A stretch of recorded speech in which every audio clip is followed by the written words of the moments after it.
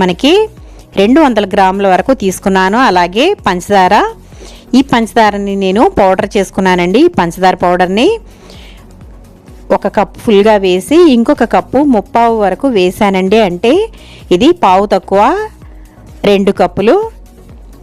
ఇది కూడా కొలిచి పక్కన పెట్టుకున్న తర్వాత స్టవ్ వెలిగించుకుని బాండి పెట్టుకోవాలి. ఇప్పుడు ఇందులో 1/2 కప్పు వరకు నెయ్యి వేసుకోవాలండి.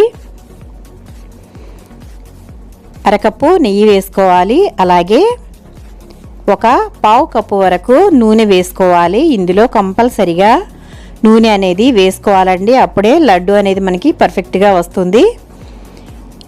ఈ నూనె ఎటువంటి వాసన లేని సన్ఫ్లవర్ ఆయిల్ తీసుకోవాలండి. వేరుశనగ అలాంటివి వేసుకోకూడదు, ఎందుకంటే మళ్ళీ ఆ వాసనకి టేస్ట్ అనేది పాడైపోతుంది.